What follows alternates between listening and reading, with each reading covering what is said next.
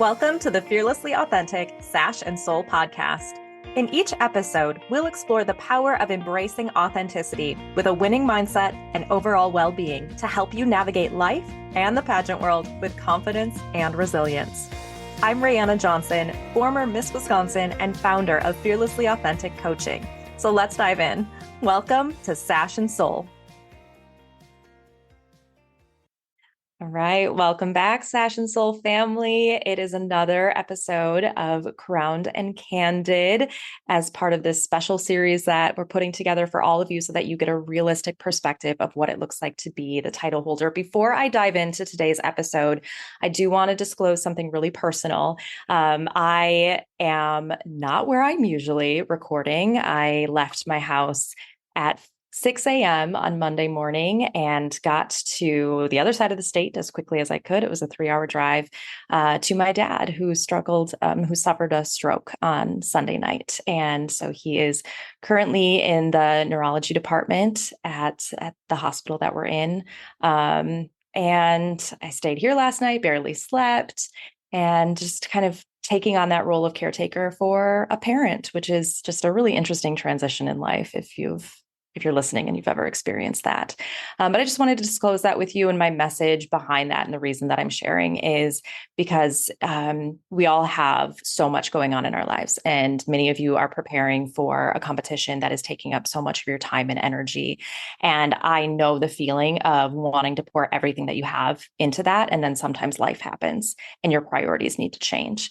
And my gentle reminder is that you need to prioritize your loved ones and your own well-being. For example, I told myself this morning as I almost got up at 4 a.m. that nope, I needed to try and sleep some more because it was already going to be a long day and I needed to try and get that rest. I also reached out to my therapist and said, can you get me in this week? I really need to prioritize taking care of myself while I'm doing my best to take care of my dad and everyone around me, and kind of being the main go-to person for information for all of his friends and family as well. So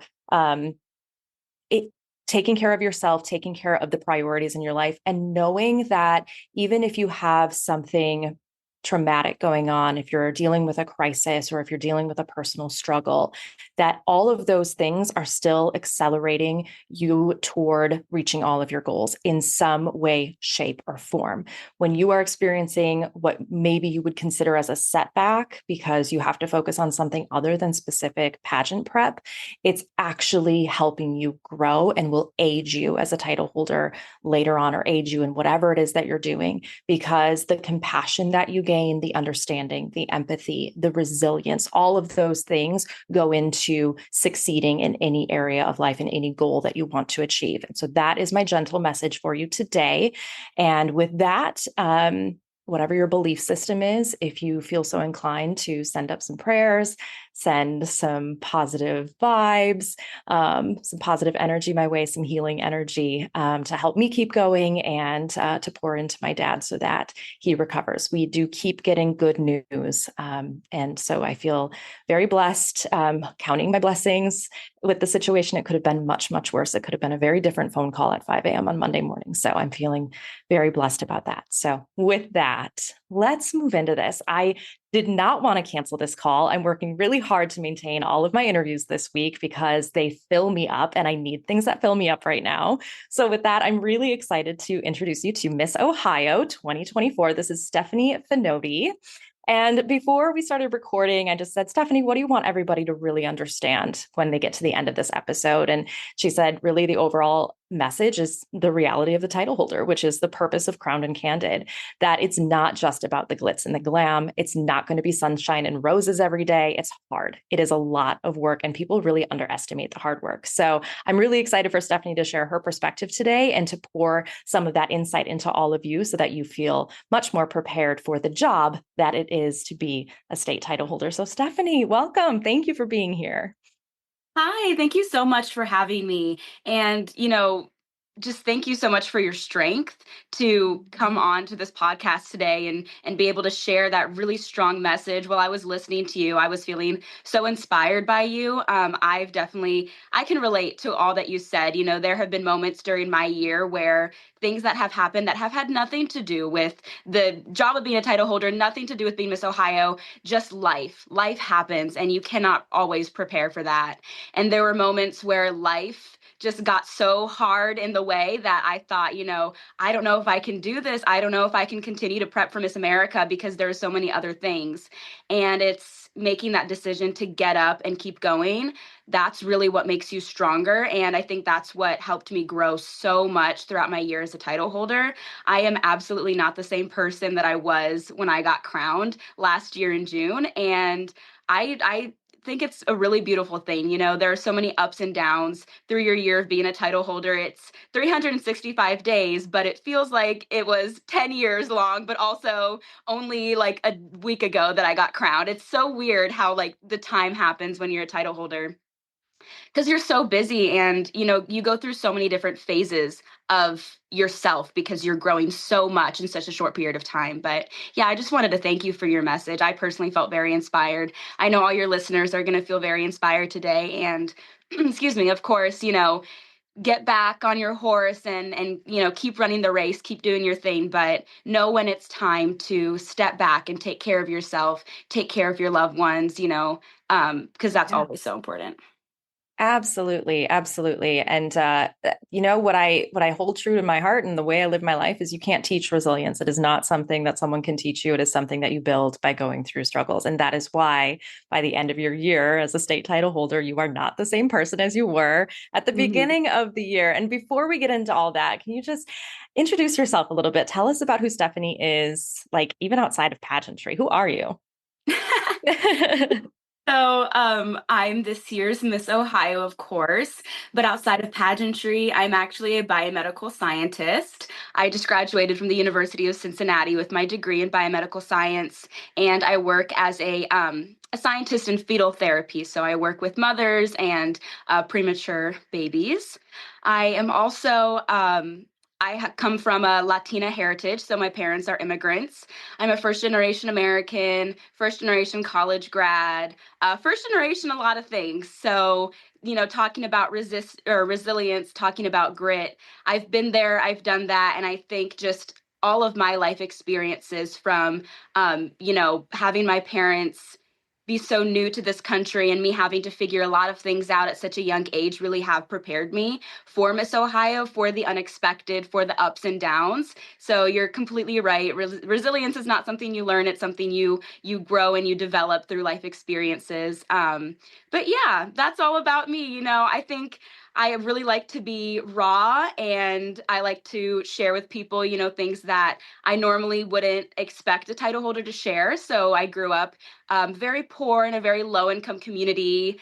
I grew up doing like little hometown pageants when I was younger, and I would watch the Miss America girls on TV and wish that that would be me, but I didn't know if that was truly possible just because of the community I came from. Most kids didn't even go to college. So having a big dream like that, big aspirations kind of seemed so out of reach. So becoming Miss Ohio for me, what was most important was to really show my authenticity and show my true self that, wherever your circumstances, wherever you come from, it doesn't define your future successes. As long as you're able to push through, have that resilience, overcome those barriers, you really can achieve any goal and any dream that you have. That is so powerful. I remember being in that space too, of feeling like I didn't grow up in a pageant world. I didn't really grow up in a pageant community. I also had a lot of trauma, like a lot of the childhood stuff where you look around and you're like, what, I don't know what makes me qualified for this. And like those limiting beliefs, those like deeply rooted limiting beliefs are so real. I mean, what did the work look like for you to move past these things that probably felt like anchors in your mind of maybe reasons that you wouldn't succeed, or that the imposter syndrome, that maybe you didn't have a space, like it wasn't a space for you? What was that work like for you? Course. I really do think that my whole life has been about people underestimating me and overcoming those barriers. And not just me, just people that have the same background as me. Being a minority, being a woman, being a daughter of immigrants, growing up poor, those are all, there's so many barriers that affect so many different things in my life. But, you know, I was a dancer growing up. I started dancing when I was 2 at my local rec center. And when I started getting older and taking it more seriously, I begged my mom if I could go to a more professional ballet school. I wanted to focus on ballet and become a classical ballet dancer. And of course, ballet is not a cheap sport. So going in, we found a really nice dance studio. I went there for about a year before my parents realized they could not afford it any longer. So we had a very honest conversation with my dance teacher, the owner of the studio. And we told her, I have the passion, I have the hard work, I'm willing to, put my work to the test and become the best dancer I can be if she is willing to help me out in return. And with that, my mom offered that me and her would help clean the studios and help sew costumes and do all this stuff if I were able to attend my dance classes on full scholarship. And so my dance teacher, she really appreciated our honesty, our hard work, our resilience. And from then on, from the time when I was, I think, about 8 years old, me and my mom, we stayed at the dance studio after hours. We cleaned studios, cleaned the mirrors, helped with costumes, helped as much as we could, all to afford my dance lessons. So a lot of that was, I recognized there was a barrier in my way, but my mom always taught me you can either choose to let that barrier overcome you, or you can overcome the barrier. And in every situation, when there is something in your way, you have a choice. And sometimes people that come from certain backgrounds have to work a little harder than others. And everyone has their own trials and tribulations. I'm not saying people that don't come from my background don't have struggles. Everyone has struggles.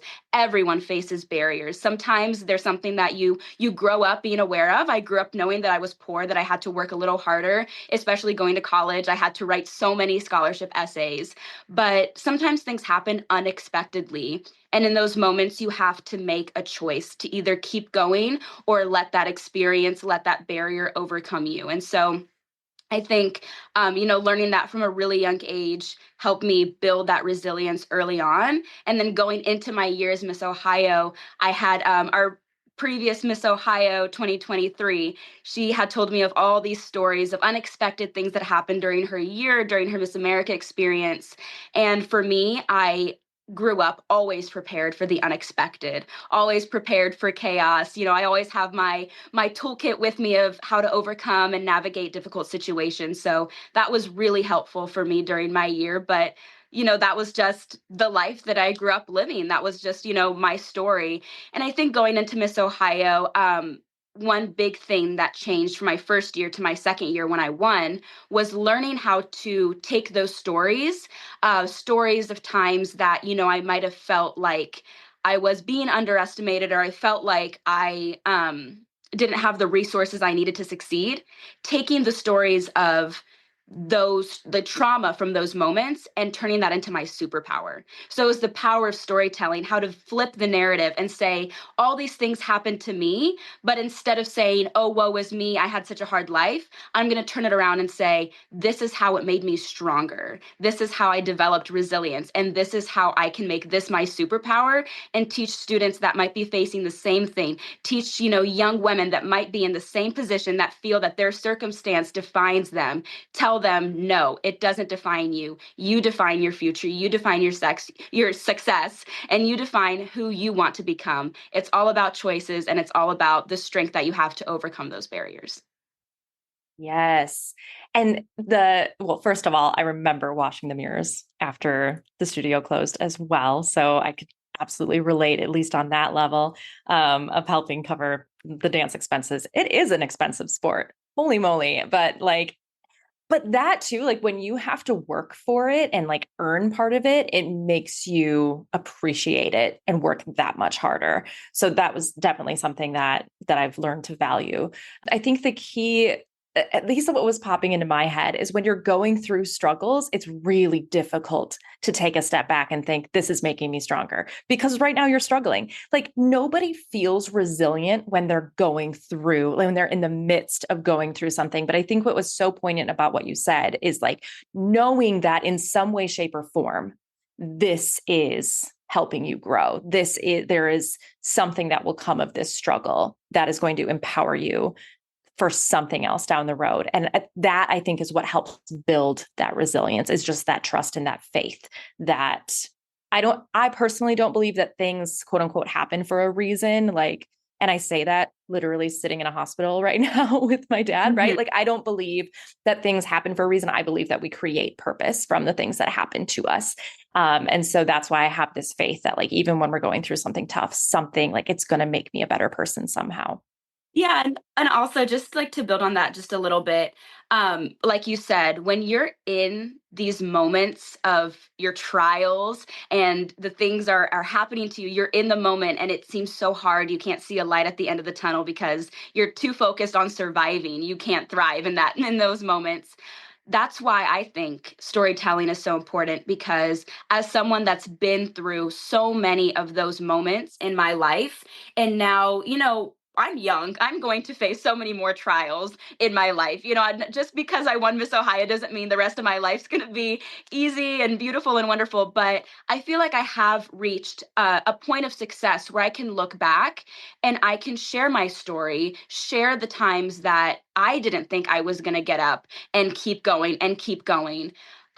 But because I did, I made it this far. And now it's my turn to share those stories, to give others hope who may be in those moments right now and can't see the light at the end of the tunnel. If I can do anything during my year, it's to be the light for them. And it's to show them no matter what you're going through, you have the ability, you have everything within you to get through this and become stronger out of it. My gosh, we're so early on and I'm already like tearing up. Beautiful. Okay, so let's talk about the beginning of your year. Back to almost a year ago now, crowning night. What was going through your head? So much. So, okay, my first year that I competed at Miss Ohio, I was a direct entry. I decided that I was going to compete 3 months before going on the Miss Ohio stage. And it was all because I met a random girl on my campus in a workout class that told me she was competing for Miss Ohio. And I was like, that sounds like something fun to do. I was overcoming a lot in my life at that time. And I had just gotten out of a really, really hard period in my life. And I was like, I want to do something that is just for me. I want to do something that helps me focus on bettering myself, that helps me do good, do service for others. I just want to have something that I can really devote all of my energy to and become better at the end of it. And so this opportunity came across and I was like, Miss Ohio, that's something that I always dreamed of when I was younger. I'm going to take a chance. I went in not knowing what I was doing at all, had no prep, borrowed gowns from people, thrifted the rest of my wardrobe, had no clue what I was doing. Somehow ended up making top 10. This is important because the entire next year, well, okay, so I made top 10, but before that on finals night, our director sits all the girls down and explains the job of Miss Ohio, and you get the choice to either say you would accept the job if you won or deny it. And in that moment, I was like, I didn't understand that this was such a hard job. I didn't understand how much went into being Miss Ohio. I don't think I'm ready for this. Throughout the next year, it was all about reflecting. It was all about finding out who I was, what I could bring to the table, if I was a right fit for the title of Miss Ohio, if I could do the job justice, if I could bring something into the organization that wasn't there before. All of this stuff, I had to really sit back and say, is this right for me? Am I right for this program? So going in my second year, I felt so much more prepared just because I did all that self work and I had a really strong mindset going in. Regardless of what the outcome was, I knew who I was, I knew what my purpose was, and I knew that no matter what the outcome was, I would be satisfied because I had done so much work on myself to grow in that year. Going into finals night, My first year I just made top 10. I didn't make top 5. So I was like, I really want to make top 5 this year. I was the last one to be called into the top 5. And I did not expect it. I felt like beforehand I had butchered so many phases of competition, didn't feel like my interview was perfect, didn't feel like my onstage question was perfect, all these things. But when I made the top 5, something clicked. And I was like, if the judges see that I am ready enough to be in the top 5, it's time for me to show them that I'm ready to be Miss Ohio. When I was standing there in my top 2, I just kept thinking, God, I don't feel ready, but if this is your plan, you will help me. You will help me become ready. You will give me the resources, the people that I need. You will bring me the village that I need to be ready. So if this is my year, I know that I'm having doubts in myself, but if this is your plan, I'm ready. Oh, this makes me tear up because it really was such an emotional moment. And the second that my name was called as Miss Ohio, first I looked at Miss Ohio last year. Me and her were really close. And I was like, this isn't real. This isn't real. And she had to remind me, this is real, because I feel like I had dreamt of that moment so many times. And I was like, oh my God, this isn't actually happening. This is crazy. But the second thing that happened is I just looked up and I almost surrendered myself. And I was like, Lord, I don't feel ready, but I know that you will help me. I know you will bring me the people that I need. You will bring me the resources that I need. And this year will be amazing because I know that this is what's meant to happen at the time that it's meant to happen, and everything will come into place. So I had a lot of doubts initially. I was so scared. I was so nervous. The night that I won Miss Ohio, I just kind of sat there staring at the sash like, how am I going to do this? What am I going to do? I have no clue. And it's so weird because going into competition, you have this plan, right? You have your plan of action. This is what I'm going to do. This is how I'm going to do it. This is what I'm going to do on social media. And then you win and you're just kind of like, oh my goodness. Now is the time. Now is the time to take action. So it was so many circulating emotions. And I'm just going to be completely honest. The reason why I'm so emotional right now is because my first week as Miss Ohio was so hard. I was suffering from extreme imposter syndrome. And this is something that, I'm not new to. Being a woman in the STEM field, I have always felt imposter syndrome. I have always felt like I don't belong in certain spaces and I have to work extra hard to make people know that I'm worthy to be there. And so my first week as Miss Ohio felt a lot like I have to convince people that I deserve this. I have to convince people that I am ready. And then I realized I cannot convince anyone else if I don't convince myself first. So my first week was a lot of self-reflection, looking inward and trying to heal myself of some past traumas that I had of having all that imposter syndrome and getting to the point where I felt like this happened for a reason. Now it's time to take action. I'm ready. So that just comes to show how much growth I had from winning Miss Ohio, having all this imposter syndrome, being scared, not feeling prepared. And then in 6 months, I went to Miss America and felt the most prepared for anything I ever have in my entire life.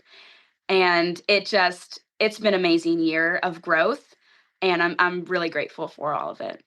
Stephanie, like there are so many teachable moments in everything that you just said. I'm like, oh my gosh, preach. This is so like this idea of like the imposter syndrome that you feel after being crowned is so real. It's a weird shift from going into competition feeling like I'm ready, I can do this. Like I don't really quite know exactly what I'm getting myself into, but I've got tools, people will come to me, and then you win and it's like you wake up the next day and you're like, oh, okay. Like this is like for real now. This isn't just a dream. This isn't just me imagining, because when you're imagining things, you get all excited about all the cool things that you can do, but then the reality hits. And yeah, absolutely. Imposter syndrome is real in that moment, that feeling of like, I don't think I belong here. And I don't know that I'm actually prepared. And you're looking at the last girl that just crowned you and you see who she is at the end of the year, but you don't see that she was in your shoes 365 days before that. And that is it. It's so honest and it's so raw. And I'm so grateful that you brought that up. Yeah. And, throughout the week before competing, we had all these luncheons and meeting with the community. And at every luncheon, our amazing Madison Miller gave a great speech. And I remember at one particular luncheon, I was sitting next to one of the elderly members in our community who has seen a lot of Miss Ohio's come and go. And he said, Madison, she was an incredible Miss Ohio. Whoever wins next has some big shoes to fill. And he meant the best intentions, just trying to, Of of course, course. she's so amazing. She had a great year. She did all these things. After I won, that moment kept replaying and replaying in my mind. Big shoes to fill, big shoes to fill, big shoes to fill. I called Madison and I said, Madison, I have to be honest. You had an amazing year. And I'm having a lot of trouble right now, wondering how I could fit into this role after seeing how much you did during your year. And she told me, when a new girl gets crowned, there are no shoes to fill. There is no role to fill. Every time a new girl gets crowned, she gets her own pair of shoes. And they feel really big at first, but throughout her year, she fills them in. She learns how to walk with them. She learns how to walk at a pace that works best for her, how to take her own strides. She learns which path she wants to walk in. And it's so different for everybody. And something that she wrote in her farewell letter that I read the other day, writing mine, was when you get the sash, it feels big at first. And that's to allow you room to grow into it. So that's my message for everyone listening today. All right. End of episode. Thanks for joining us. No, I'm just kidding. No. Oh my gosh. Beautiful. Absolutely beautiful. Do you see now at the end of your year, like what you saw in her in so many ways at the end of her year? Yes. And my first year coming in, I had met Miss Ohio when she was at the end of her year. I had met her after she went to Miss America and she was in, the prime of her year. And so I didn't really understand the journey. But seeing Madison competing next to her is so funny because actually at my very first forum, I sat right across from her and I was like, Mom, I think she's going to win Miss Ohio. So seeing her go from a contestant competing alongside me, growing that year, winning, and then seeing her at the end of the year, completely different person. Instead of working to try to please others, to convince others that she was worthy, how we all do as contestants, because it's kind of part of the thing, right? You have to convince everyone else that you're ready for the job, that you're a right fit. She had this sense of peace, of security, of self assurance. And it was so beautiful to see that she knew throughout her year, she had given as much as she could. In every moment that she had the opportunity, she gave, she did her best, she put herself out there. And at the end of her year, she felt so much peace in who she was, in what she did with her year, and she was ready to give up that title. And so now, coming into the end of my year, I feel the same way. I have put my heart and soul into this year. I made a decision at the beginning of the year that I was working two jobs at the time. And I made the decision to quit one of my jobs so that I could be Miss Ohio full time. And doing that, I do not regret that decision at all because I have been able to give everything to this year. I have been able to pour myself out to my community, into my service, into myself. I've been able to grow more than I ever thought that I could in such a small amount of time. I've been able to impact so many people who in turn have impacted me so much. And now coming to the end of my year, I am so grateful for the amazing year that I've had. I'm grateful for all the trials that I've had because they've pushed me to become better. They've pushed me to realize how strong I truly am, that I didn't realize before. And now I am at peace. I am satisfied, and I am so ready to help the next girl who's going to take over the crown. That's so beautiful. And something that's standing out to me that I really don't want to pass up on talking about is you went from, this beautiful prayer of I'm feeling scared. I'm not sure that I'm ready, but I know that you will pour your resources into me. Like that prayer of knowing that that will be provided to you so that you can do the best job possible. But then like it was like a night and day shift to all of a sudden this imposter syndrome of feeling like you needed to convince other people that you were worthy, as if the judges choosing you and the work that you poured into it wasn't enough. And so can we talk a little bit about that idea of like convincing other people that you deserve this? Yes. It's really hard when you are a people pleaser. And in the sense of, I'm a healthcare worker and I've been working as a healthcare worker since I was 16. Everything that I do is for others. And I love that. It's part of me. It's a gift that I've been given. And I love to utilize that in so many different ways. But for being a healthcare worker, your quote unquote worth, I guess, kind of is the care that you give your patients. How satisfied are they with the care that you have given them?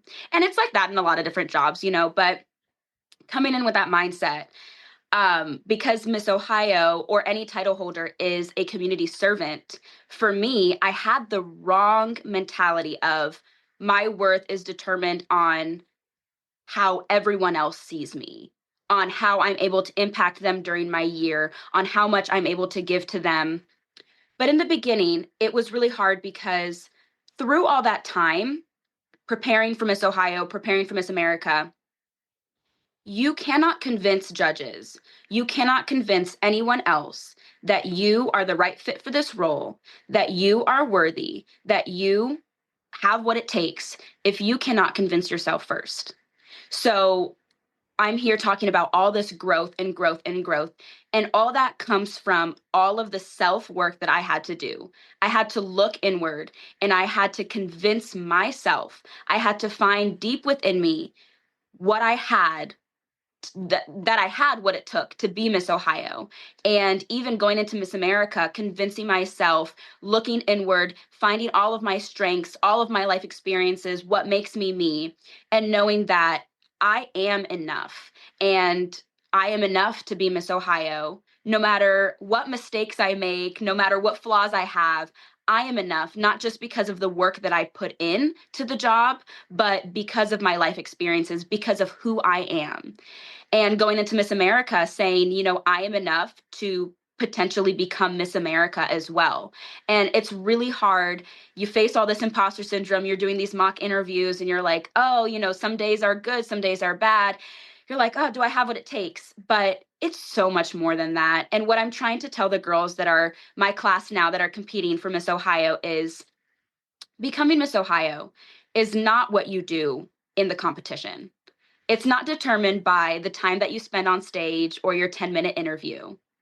Becoming Miss Ohio means taking the spirit of Miss America, the spirit of Miss Ohio, and putting that into your everyday life.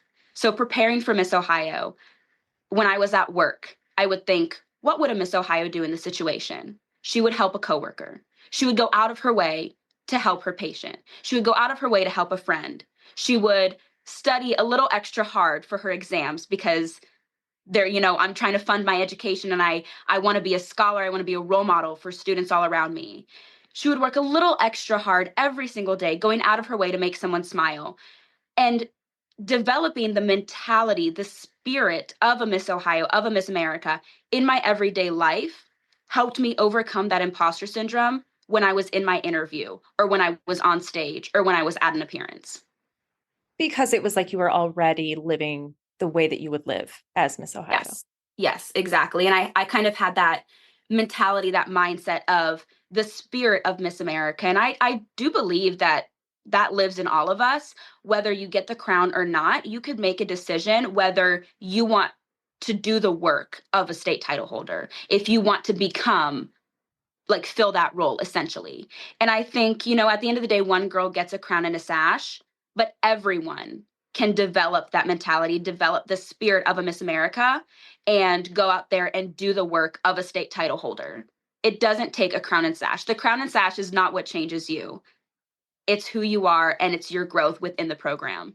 And I think that's why, a lot of people come and they compete year after year after year, because it's really easy to recognize how much you grow every single year that you compete, how much you grow and fall in love with the program, fall in love with how much you get out of it in return, how much you grow, how much more confident you become in who you are, and how much you're able to give to the community, even as a local title holder, as a state title holder, as Miss America. That's why there are so many different tiers, because Miss America couldn't do the job of Miss America if she didn't have 52 state title holders behind her. And I know as a title holder, I couldn't serve my state if I didn't have all of my local title holders behind me doing their jobs as well. So I really do think it's about developing the spirit of Miss America and, showing that in your everyday life, whether you're wearing the crown and sash or not. I think that was something that really grounded me when I was Miss Wisconsin and a local title holder too, was looking around and seeing the people in my corner, the people that were lifting me up, and they were doing it just because genuinely they wanted to be a part of this thing that felt bigger. And so it was grounding for me because I never really fully owned my success as mine, because I would not have been able to do it without those people lifting me up, without those people wanting to feel a part of the joy of just this whole journey and this whole process. I think it touches a lot of people more than we know. And so in those moments when we feel like we're really alone, like in a lot of ways we are, because we're the only ones feeling what it feels to have that kind of lonely position of being the face and wearing that crown. But that doesn't mean that we're alone in this, because there's so many others around us that genuinely are pouring their love into us in order to be able to do the work that we do as title holders. There is a risk and a trap for those perfectionists of us out there, which is most all of us probably listening, and both of us talking on this podcast, I'm sure. But there's a risk and a trap of asking, what would Miss America do? Like, how would I handle this as Miss America? And I'm saying this as a coach because I've heard clients talk about this in a way where it can be self-defeating and self-deprecating if we're making mistakes and thinking that's not how a Miss America would have responded, or that's not how Miss America would have handled that, or Miss America wouldn't be quote unquote lazy. She'd be out there doing things.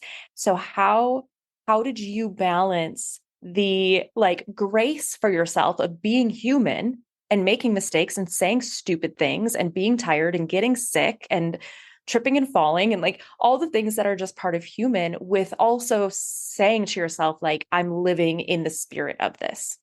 Okay. I love that. I love that so much.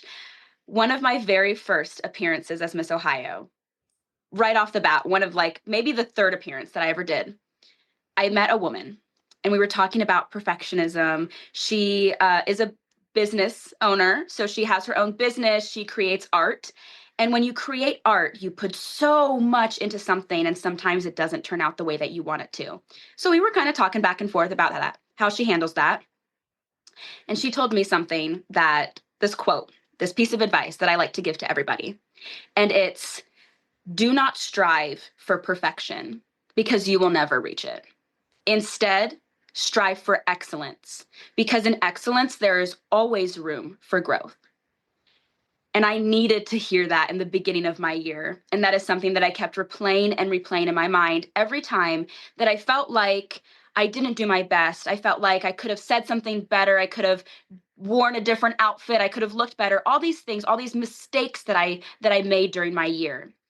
Thinking about, what would a Miss Ohio do? What would a Miss America do? Miss America isn't perfect.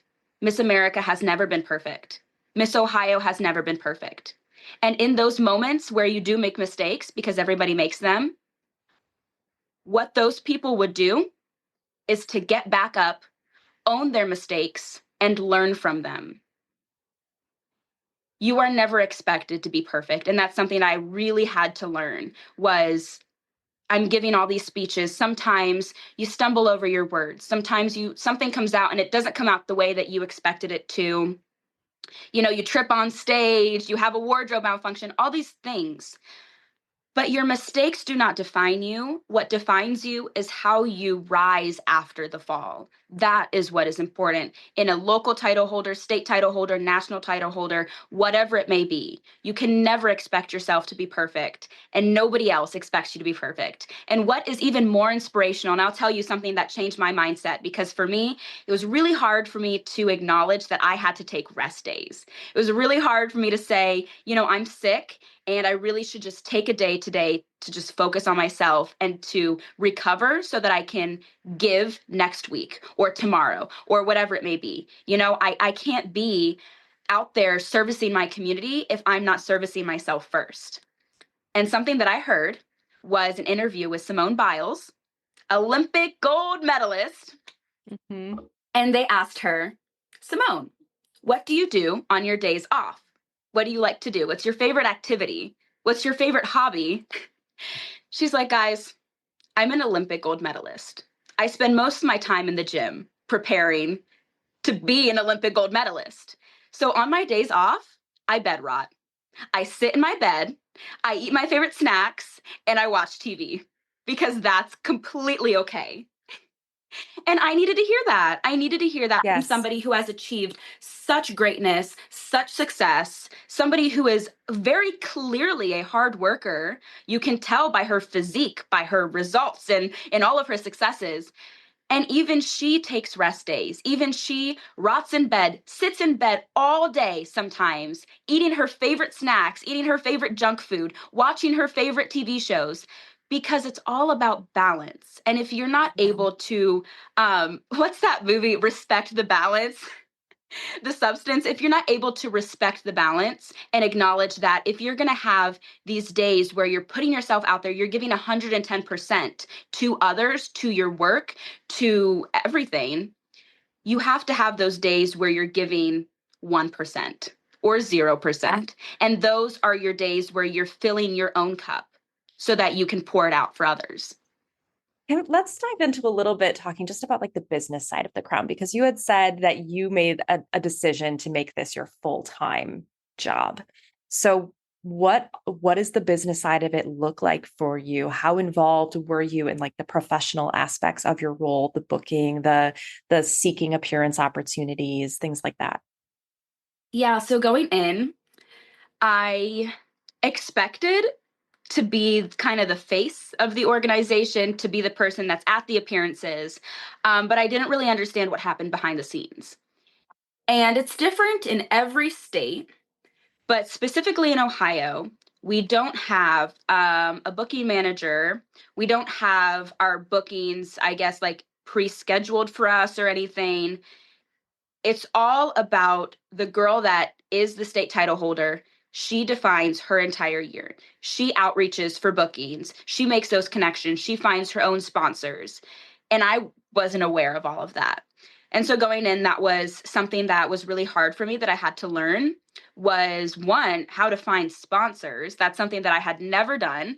And really going online, figuring out how to make a sponsorship sheet, how to outreach, cold calls, sometimes getting ready, putting an outfit on, doing a full face of hair and makeup, and going door to door to different businesses trying to outreach for sponsorships.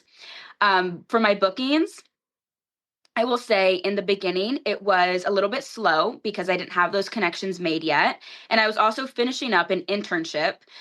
So the first 2 months, it was just sending out all these emails, going online, looking up events near me in Cincinnati, events in Columbus, events in all these different cities, things that I could reach out to try to be a part of. And one thing that happened was I connected with the American Heart Association early on to be part of one of their heart walks. And after that event, they liked me so much, they gave my contact to every team of the American Heart Association in Ohio. And it was kind of like a ripple effect. So I went to an appearance. It was really great. I got to know everybody, got to kind of, network, give them all my business cards. And from there, I got called, invited to different appearances. So it's kind of like in the beginning, it was really slow. I had to outreach, I had to book myself, I had to find all these things. But once I started getting out there, putting my name out there, being on the news, kind of making my impact, I started, everything was kind of a ripple effect and it started kind of coming into place. And then I was getting all these booking requests and then everything kind of started happening. So that's something that, was kind of like a bridge I had to get over, something that I didn't really know how to navigate and I had to figure it out for myself. But it ended up working out really well and I'm very pleased. I've had so many bookings. I'm pretty sure I've set maybe like a record or something for how many bookings I've had this year. But I have to say I was really grateful that I had money saved up enough that I could have quit my job and I had enough saved up and I had enough support from my family and my community had this enormous fundraiser for me to help me afford my Miss America wardrobe and trip expenses and all that stuff. So I had so much support from my village, from my people, that I knew that it was okay that if I quit my job and really focused on being a Miss Ohio full time so I could have all those bookings and appearances, that I would still be taken care of. And I know not everyone has that luxury, so it's different for everybody. But for me, that was something that I had to learn. I had to kind of learn how to be a businesswoman. I had to learn how to negotiate for sponsorships, how to, send out emails, how to leave voicemails with, bookings and requests and all the things. So behind the scenes work was definitely very hard for me, something that I had to learn how to do over time. I don't know about other states, but in Wisconsin, and it sounds like similar for you too, there's no on the job training No. for a new title holder. They just like throw you to the wolves and like, figure it out. Good luck. Bye. Like, at least for some states. I mean, I think, there are other states that have a lot more like already established. Did you charge appearance fees for some of your appearances? This is a big question. It was in the beginning of my year. I felt like I really wanted to get more adjusted to the role. I wanted to get as many appearances as possible so I could get the practice in with all my keynote speeches, really just do the work at first. So I did not initially charge for appearances. Granted, some people that invited me to appearances paid me. I did not charge them, but they did pay me for some of those appearances, especially if they were dance performances. They felt like they wanted to pay for the entertainment, so I really did appreciate that. But it wasn't really until now, honestly, until coming back from Miss America, that I'm starting to kind of more charge for certain appearances, for, some like coaching calls if I'm ever put on a panel or anything like that. And throughout my year, in the beginning, it was a lot of smaller appearances, school appearances. But for those big keynote speeches, I had an appearance where I had 13,000 kids at it once. And so, like, those kind of appearances, like 500 kids, me giving a keynote speech that's an hour long, those appearances I, tend to charge more for. But I really am here to be a community servant. So I knew going in that I didn't expect to profit from this year. Um, it was really all about getting out there, doing the work, leaving my impact. So I am grateful for every dollar that, anyone has ever contributed to any of my appearances, whether it was paying a booking fee, helping cover gas or travel. That was more of what I asked for in the beginning of my year was, are you willing to cover gas and or mileage, travel costs, but not really trying to profit from it as much. And I know it's so different for every organization. Some organizations have it established where it's a specific fee for every appearance, no matter what. Some people charge for certain appearances and others don't. So I think for me, it was more of, feeling it out and recognizing when it was an appropriate time to charge and when it was just me going out there and leaving my impact on my community. Yeah, absolutely. I had asked Rachel, Miss Nebraska, last week, um, like what her money mindset was. Like if she struggles with money mindset, is that something that you feel you've really had to work through this year as well? Yeah, I will say, I've been working since I was 16 years old. So I've always had that source of income. I've always been able to take care of myself, um, have been very independent in that sense. And this year, while I'm so grateful I had so many people supporting me and having my back, I had to ask for help a lot more often. And a lot of what that looked like was my financial situation and, having, my parents assist me with maybe covering my rent for the month or, all that stuff, just because we had that conversation beforehand of, I only get this chance once in a lifetime. I only get 1 year to be Miss Ohio. I want to give it my all. Looking around at all my supporters and all my, my village, am I going to be able to not only support myself, but get the support that I need throughout this year? A lot of what that looked like was when I reached preparing for Miss America, I knew that one, I wasn't working my full time job anymore. So I didn't have that source of income. And what I had saved up was just strictly for paying my bills. So I talked to my community, and my high school's alumni association held a very, very large fundraiser, over $15,000 to help. My family's very poor, so they helped my family cover their expenses to Miss America, helped me cover my wardrobe expenses, and even helped me cover those expenses of just daily living. So all of that, I really could not have done it without all the people that helped me along the way. But for me, it was really hard asking for help in the beginning because I've always been so independent, always taking care of myself, especially financially. Yeah, the struggle that I had with asking for help was that I thought it would look weak. Thought it would look like I wasn't prepared or good at my job as Miss Wisconsin. Like that was definitely an internal struggle for me too. And you've like recorded all of these answered prayers, right? Like the prayer that I'm going back to this again because that powerful prayer of I personally, as a human being, do not feel prepared, but this higher power, you're going to pour into me and you're going to give me opportunities and resources. Like, have you recorded and made note of all of these answered prayers that you've had throughout your year? Yeah, definitely now looking back, um, it answered so many prayers that I don't even remember praying for. Mm, Something that I subconsciously wanted and hoped happened this year. And a lot of that was because I'm hyper independent, because I'm afraid to ask for help. I sometimes lose a little bit of my sense of community, especially I grew up in Columbus in a very small town, Whitehall, but I moved to Cincinnati for college. So I kind of became a little bit estranged from my community members that I was so close with. Being Miss Ohio brought me all of that back. And it was really beautiful. My first year that I competed, I didn't even tell anyone that I was competing from my hometown. So they had no clue. They found out that I won Miss Ohio because I was in the news. And they were like, we know her. So it brought me back my community of all the people that uplifted me ever since I was a little girl.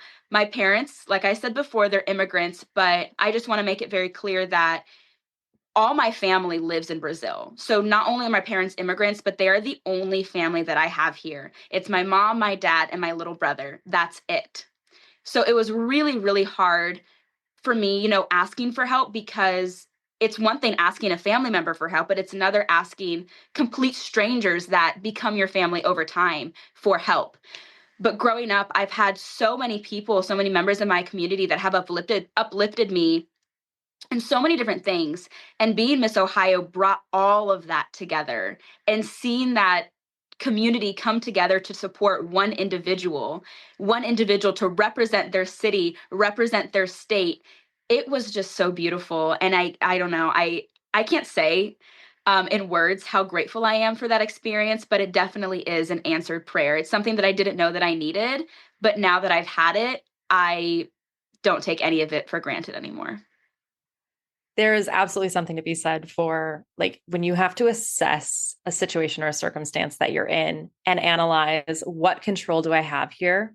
How can I do something about this? What solution can I, work on here? And then also recognizing there's so much outside of your control and that level of faith that you need to have that somehow, some way, everything is just going to work out and it's going to be okay. Otherwise, I think there would be a lot more falling apart and hiding under the covers, like not getting out of bed.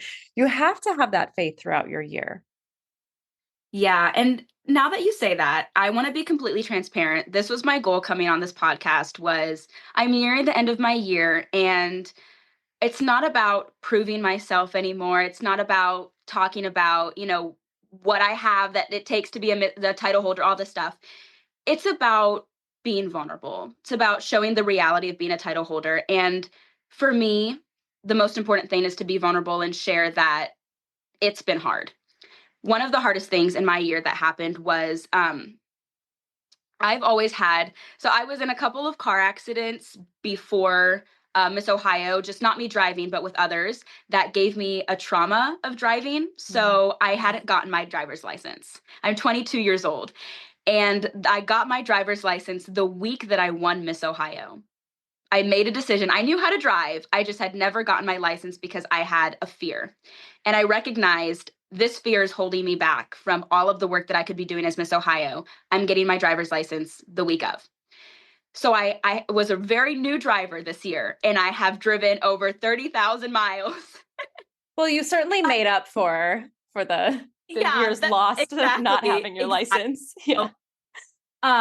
Right before Miss America, a month before, it was in November, I was in a bad car accident. I was rear-ended by a truck on the highway. And it was terrifying. It was such a terrifying experience. One, I felt embarrassed because I was a new driver and I didn't want anyone else to worry about anything during my year. And in this moment, I had to reach out to so many people to help support me.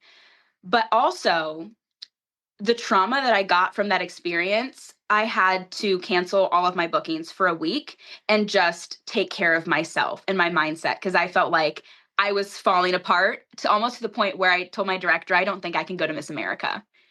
And he said, we've worked too hard. You have worked too hard. We need it. We can do this.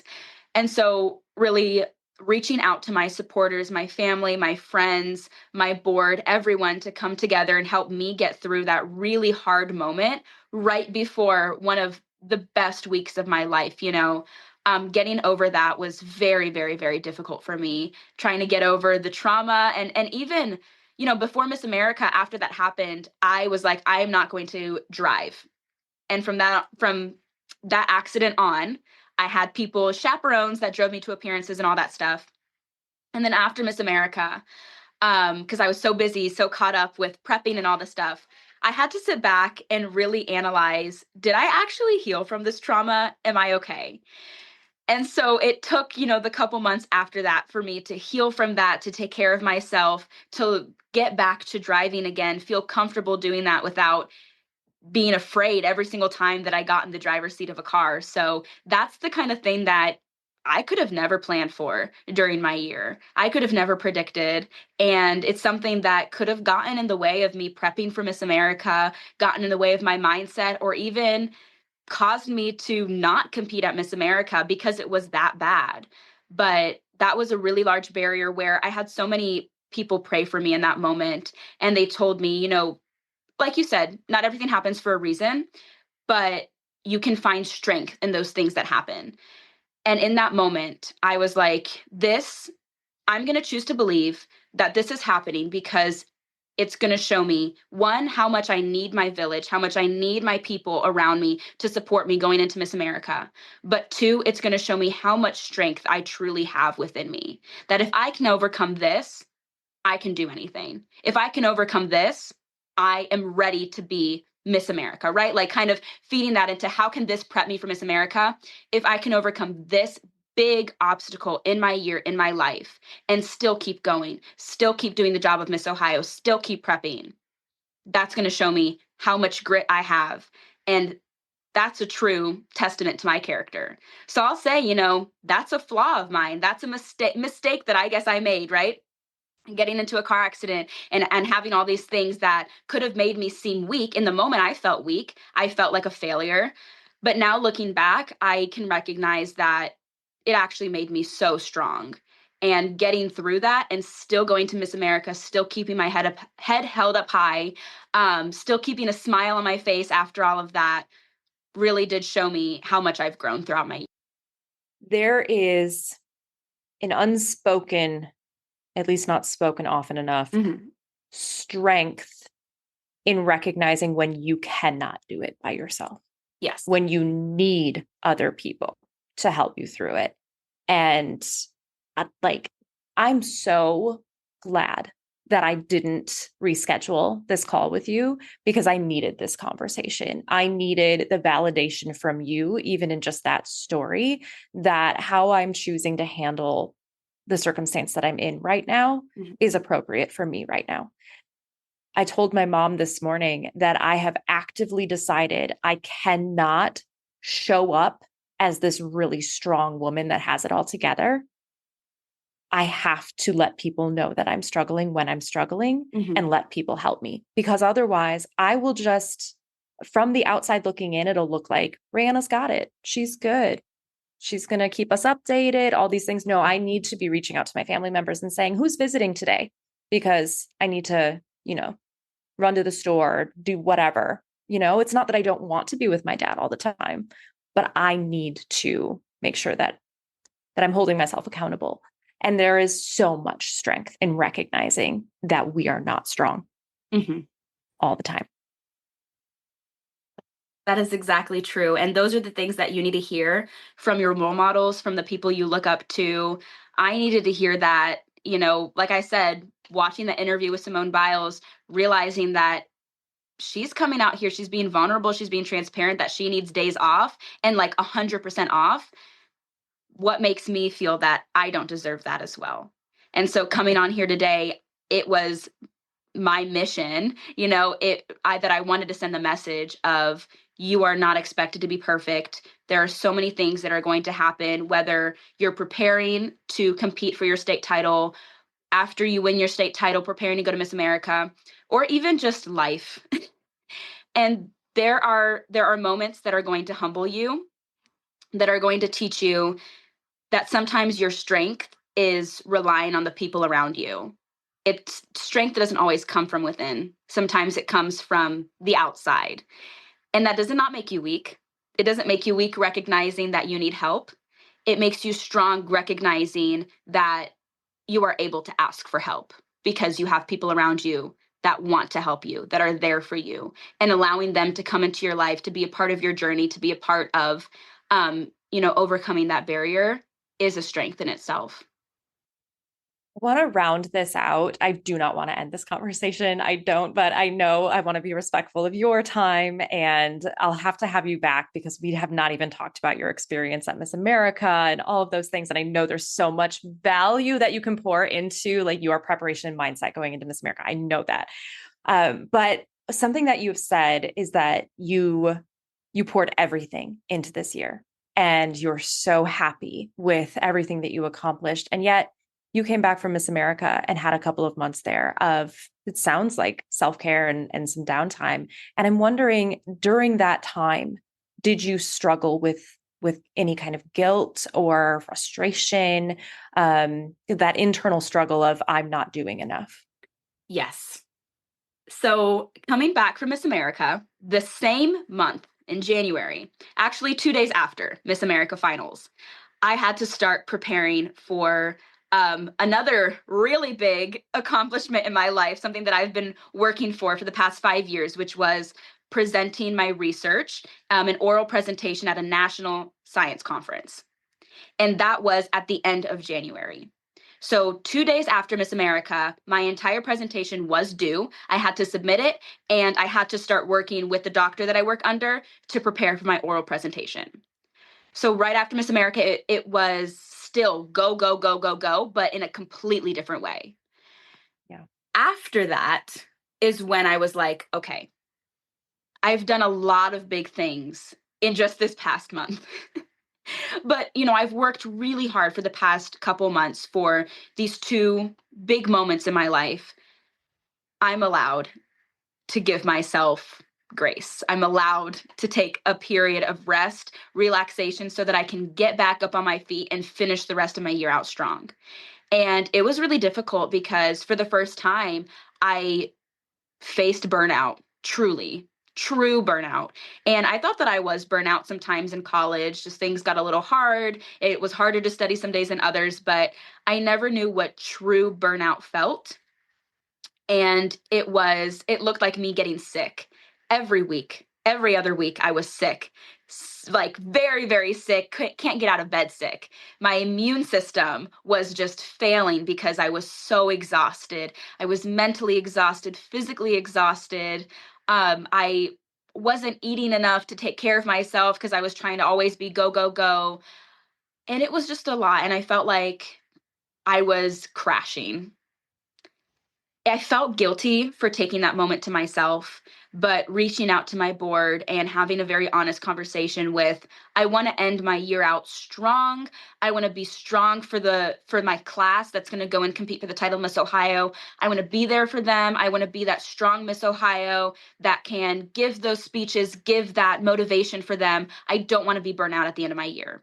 So I need this month, and that was the month of February. I need this month to just take some time to myself. Before Miss America, I was doing an average of 8 appearances a week. The month of February, I did probably 3 appearances in that entire month. And it was really hard. It was really hard for me to recognize that I needed time, that I needed a break. I needed time to just take care of myself so that I could be there for others at the end of my year. But now I'm really grateful that I took that time because I feel like I have been rejuvenated. I feel like I'm ready to end my year out strong. I'm back to my appearance schedule. I'm doing all these bookings. I'm ending my year with a bang. And I'm so grateful that I was able to kind of take my pride away for a moment and recognize that if I'm going to be there for others, if I'm going to show up as the Miss Ohio that others want me to be, that others expect me to be, that they, look up to, I need to do that for myself. I need to put the work into myself. I need to take care of myself so that I can be that person. And that's that's the life of being a title holder. Honestly, you need to take those days for yourself so that you could show up for others. But even in your situation, to show up for your dad, you need to take those days for yourself. And you might feel guilty, but give yourself grace. We all deserve it. You would give that advice to somebody else. If somebody else was taking a day off, you would tell them that they deserve that they shouldn't feel bad for it, that they should take as much time needed. Like I told you today, if you need time, take it. But when we give advice to ourselves or when we're looking out on ourselves, we don't give ourselves as much grace as we give others. We say, oh, if others take a break, that's fine. But me, no, I can't take a break because that's lazy. And it really came to, it's treat others the way that you'd want to be treated, but kind of the opposite. Treat yourself the way you would treat others. And as a title holder, you're such a community servant. Your year is all about giving and giving and giving. But I will pour out my cup until it's empty and there's nothing left. And when there's nothing left, I have nothing left to give to others. So if I don't fill that cup up for myself, I have nothing left to give. And it's equally as important. The balance is so important. Oh my goodness. Like I said, I think you and I could sit and talk for hours, days. And I absolutely want to have you back on Sash and Soul so we can dive in even more into some of these key themes that have come up throughout our conversation. But as we're coming to a close today, I want to give you the mic to speak directly to our listeners, to this beautiful Sash and Soul community, this family, these women from across the country, around the world that may be going through a difficult time right now, that may be preparing for a competition, that have this dream in front of them that maybe it's their last opportunity to achieve it. And I want you to speak directly to them from your heart and what your message is for them. From now until the time where you are competing, where you are on the stage, or for any goal that you are trying to achieve, starting from the moment that you listen to this, I want you to recognize that first off, what will happen is already written. What will be, will be. There is nothing that you can do to change an outcome that is already written. And in saying that, you are enough. Something I had to learn was that there was nothing that I could do to be more than who I was, right? But really hearing that and recognizing that you are enough. Just the way you are in this moment, you are enough to hold a state title. you are enough to achieve whatever goal you are trying to achieve. And in that, whatever fear that you have that is holding you back, know that your dream is bigger than all those fears, bigger than all those barriers in your path. You have exactly what it takes to achieve that goal, to achieve that dream. So by overcoming those fears, by overcoming that self-doubt, that imposter syndrome, recognize that you are enough and you are ready, and release yourself from any outcome that you are tied to, and know that there are so many other things that you can gain from this journey. And the biggest thing is knowing that you have what it takes. You are strong enough to overcome those barriers. And no matter what happens at the end of the day, you are enough. There's nothing else to say for today except for thank you. Thank you so much, Stephanie, for being here, for truly pouring your heart into this conversation. If no one else found value from it, I did. And I certainly needed to hear a lot of your messaging and just like the inspiration that I feel from you, and knowing like, man, you have spent a year pouring that same level of love and heart into every single person that you have met along the way. Like there is a trail behind you that is just covered in light and love, and there is wide open spaces in front of you to continue doing the same thing. And I'm so excited for the next chapter for you, and can't wait to see what you accomplish and to have you back on the show to share more of your vulnerability and insight, because vulnerability begets vulnerability. Vulnerability was the theme of my year as Miss Wisconsin, because I knew that it opened up windows of opportunity for others to share their heart and feel connected. And that's exactly what you do and what you did today. And it's a gift. So thank you. Thank you so much. And I just want to thank you, of course, starting off the conversation strong and vulnerable and honest really helped open the door for me to be vulnerable and honest as well. So thank you so much for doing that. And also, I just want to say, I think this conversation healed me a little bit. It really did. Coming to the end of my year, these are all the things that I've been holding back, that I've been too afraid to say because I didn't want to be seen as weak, or that I wasn't prepared enough, like we said over and over again. But now at the end of my year, looking back, I know that if there's one thing that I wanted to hear, it was that you don't have to be perfect. And it really is how you respond to situations, how you respond to all the things that happen that make you strong, that define your character. So this conversation healed me. I'm so glad that we got to have this conversation. I am looking forward to our next call, our next conversation that we have. And of course, I'm sending you my best wishes, my prayers, my good vibes, all that you need to help you get through this time in your life as well. Thank you. Oh, I appreciate that. And I appreciate all of you in the Sash and Soul community, in this beautiful family. Thank you for tuning in, for listening, to following along.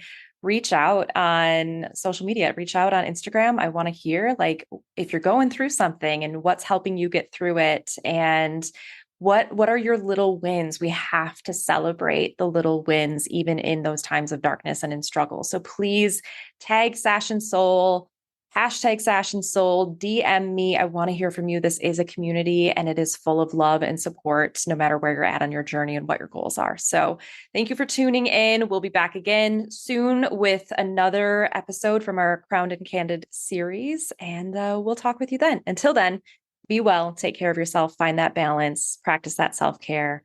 We'll talk to you soon. Bye. If you've been working so hard, but still feel like something's missing, then I want to personally invite you to schedule a free coaching consultation. This is for you if you're tired of overthinking every detail. You're doing everything you can to prepare, practicing your walk, your talent, interview, refining your paperwork, and staying up late analyzing every possible outcome. You put in the work, but still question if you're doing enough or if you are enough. So in just one call, we'll talk through where you're at, what's been holding you back, and how you can start showing up fully prepared to win the title and actually do the job once you get it. If you're looking for more than just surface level prep, and you're ready to prepare with strategy, support, and confidence that actually lasts, I'd love to be part of your process. Head to the link in the show description to grab your spot, and I'll see you there.